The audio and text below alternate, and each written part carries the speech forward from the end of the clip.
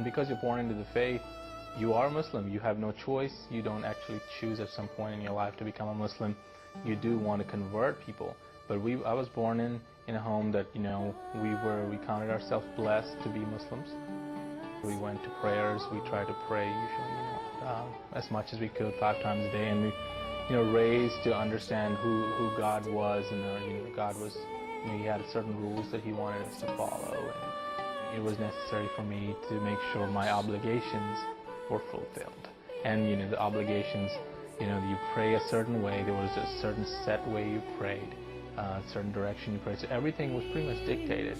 So I wasn't searching for higher meaning. I wanted to make sure that I was, not going to suffer the hellfire, if you wanted to call it.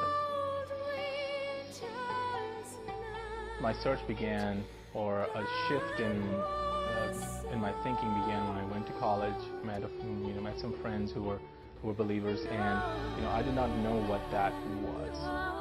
I was invited to a church hayride, and that's a very prominent moment in my life, because there were some kids on that ride too. But before they took us on the ride, there was a man there, and he shared what it meant to be a believer, and what the sins of the world and Jesus, the whole thing. He took the sins away from us, from all of eternity, and the people in the future, people in the past, and I could not. That was the first time I actually heard what Jesus did for us, and that planted the seed. And I actually, pulled out the Bible and started reading some of the things, just to see if I could make some sense of what was going on in my mind. When debating between converting from one religion to another, I felt a lot like a trapeze artist, where if you left one thing that you felt was secure, and you let go of that, will the other one be there to catch you?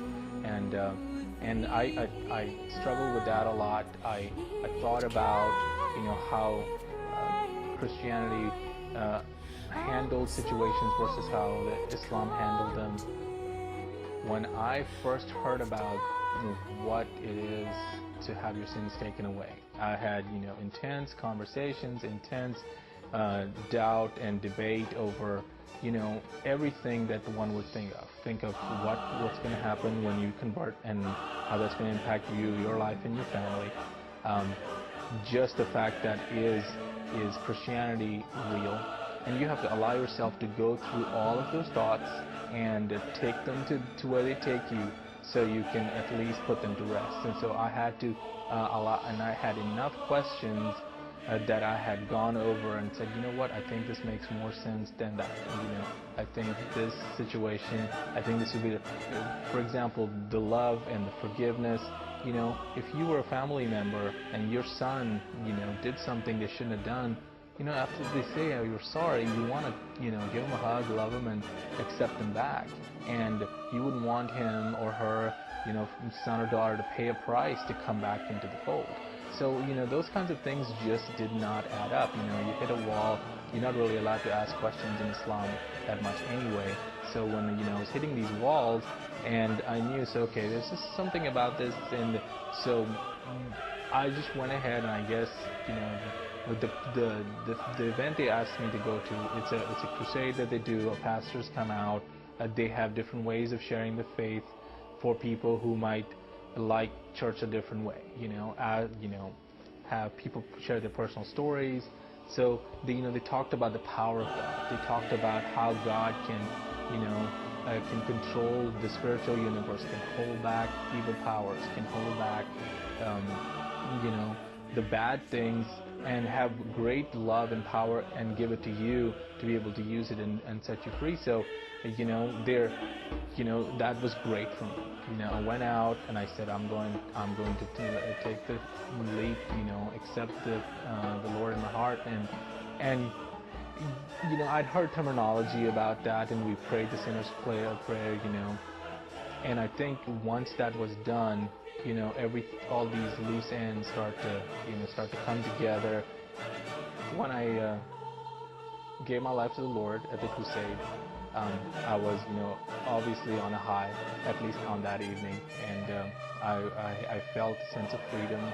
I felt a sense of the things that I was concerned about that stopped me from taking the sleep to begin with were no longer an issue.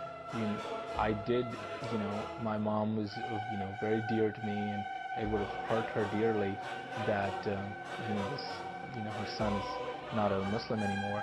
But it was as if I had this precious medicine that I had to share, and I had to do what I had to do to get this so I could share it with my family. And so the concerns that I had were not there anymore, and the excitement was when I read more about who God was. So much of the stuff that I did not understand, and the stuff that was unanswered, and how life should be, and how the world should be, or the universe should be, made sense. That love was a major part of it, and it was not just atoms come together to make something. And so, because there was an entity that loved me, something, and then I could give back, and I could share, and just all those questions that he had put in my heart were being answered. In my time of searching, I had, I would have instances where I would see something that would trigger a thought, and one of the things I saw was a billboard that just was so perfect for me. It said something like, the problem with the religion that has all the answers is that it doesn't allow any questions. And that was just perfect in the belief system that I was in at the time. It didn't allow any questions. It wouldn't let you do that. So, and I did also have a dream, and I think back now, maybe I didn't think too much of it at the time, but I was dreaming, and plain as day I saw Jesus, and he said, "I am the way, the truth, and the life." And because I was so involved in all the stuff that I was thinking, I wrote it off as not a thing that made me jump, but at least it was a contributing factor that when I made a decision to make that leap of faith, it helped along. So it was part of the whole ingredients that made the package and made the final conversion.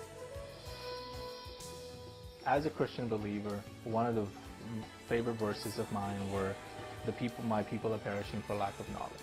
And it related to me, in a big way, because I came from a country, part of the world, that controlled the information flow in the country, controlled what you saw, what you heard, and because of an additional tool of peer pressure and just your society watching out after you, you didn't get this information. And I think back now that if Christianity was allowed in freely, it would have so many more converts in that country. So for me, I would tell those people who are not believers yet, who are Muslims, say, think about the fact that there might be some stuff that's kept from you. I would tell them, first and foremost, to understand that you may have been lied to. You may have been, information might have been kept from you. And then once you get to that point, you're willing to say, okay, let me read another viewpoint. And then you can take a step from that knowledge. The person that I pray for is a friend of mine from high school. And I pray for him that he may come into a place that he is exposed to a story like mine, or just he finds a group of friends that are willing to share the truth about the gospel, because somebody was willing to share it with me. And if you don't hear it, there's no chance, for you to believe.